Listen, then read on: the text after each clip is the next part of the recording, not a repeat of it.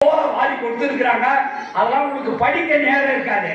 நான் சொன்னேன்ல, இதுவே வச்சுன்னு வாழ்க்கையில வாழ்ந்தவன் முக்தி நிலை, அதாவது தெய்வ நிலையை மோட்ச நிலையை அடையலாம் அப்படின்னு கூறி எல்லோருக்கும் வந்திருக்கின்ற உங்களுக்கு ஒரு வார்த்தை.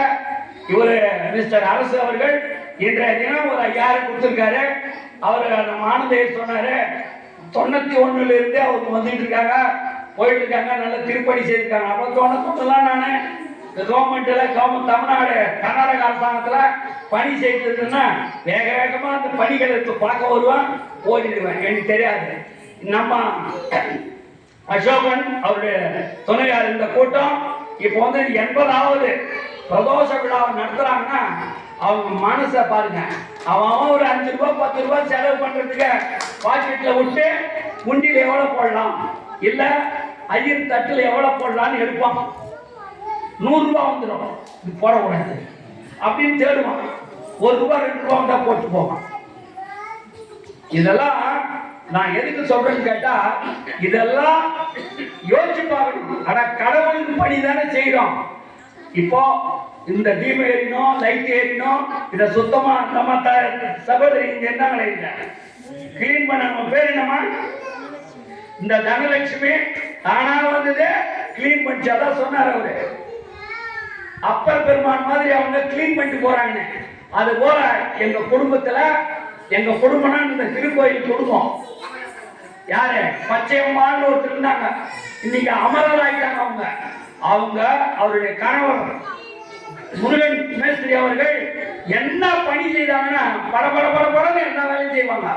கிளீன் பண்றதாகட்டும், அன்னதானம் எடுத்து எல்லாருக்கும் விநியோகம் பண்றதாகட்டும், அது சூறப்புலி அத மாதிரி இருந்தாங்க எங்களுக்கு. அந்த அம்மா இன்னைக்கு இல்ல, சொர்க்கலோகத்தில் இருக்காங்க. அவங்களுக்கும் அவங்க பேர்ல பச்சையம்மா அவங்க வந்துருக்கிறாங்க. முருகன் ஒருத்தி போந்தே பிறந்துட்டார், 2 குழந்தைங்க பிறந்திருக்காங்க. அவங்க எல்லாம் நல்லா இருக்கணும், அந்த ஆத்மா சாந்தி அடையணும், அவங்க எங்களுக்கும் ஆசீர்வாதம் பண்ணணும் கூட நாங்கள் கேட்டுக்கிறோம். அந்த அளவுக்கு செய்திருக்காங்க. அது போல இன்னைக்கு தனலட்சுமி வந்து வேலை செய்திருக்குது. இங்க அதுக்கு முன்ன இந்திரான்னு ஒரு அம்மா இருக்கும். அது எங்க இன்னைக்கு ஆள் வரல, அது எங்க இருந்தாலும் இங்க தான் நினைச்சிட்டு இருக்கோம். படன்னு வந்து பணி செய்யும். இந்த மாதிரிலாம் இருக்காங்க. நீங்க எல்லாரும் எப்படி செய்யணும்? எல்லாம் ஒரே தடவை 100 பேர் வேலை செய்துட்டா இடமும் இருக்கா செய்யுங்க. அது செய்யவும் முடியாது. இருந்தாலும் அந்த உணர்வு வரணும். இது சிவன் இருக்கின்ற திருத்தலம், என்னுடைய அப்பன் வாசிக்கின்ற இடம், என்னுடைய அம்மா இருக்கின்ற இடம், என்னுடைய அண்ணன் முருகப்பெருமான் இருக்கிற இடம் அப்படின்ற உணர்வு உங்களுக்கு வந்துச்சுன்னா நீங்க இந்த பணியை தானா எடுத்து செய்வீங்க. வீட்டுல எப்படி வேணா இருந்துங்க, அம்மானா செய்யிட்டா அப்பானா செய்யிட்டா யாருன்னா செய்யிட்டு ஒதுங்கி இருப்பீங்க. வேலைக்காரன் விட்டு வேலை வாங்கலாம்.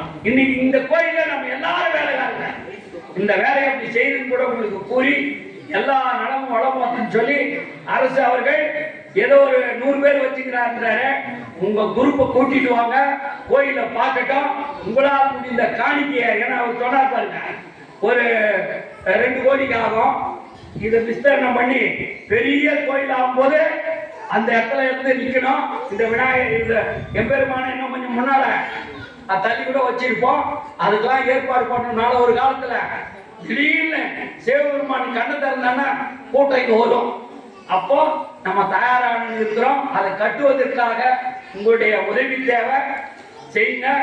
அதனால நீங்க இந்த கோயிலுக்கு கொடுக்கிற பணம் நீங்க உங்களுடைய புண்ணியத்துக்காக செய்கின்ற டெபாசிட், பேங்க் டெபாசிட் மாதிரி புண்ணியத்துக்காக செய்கிற டெபாசிட் அது செய்யுங்கள் என்று கேட்டுக்கொண்டு அந்த அருளை இறைவன் உங்களுக்கு வழங்க வேண்டும் என்று வேண்டி எல்லாரும் சொல்லுங்க. எல்லாம்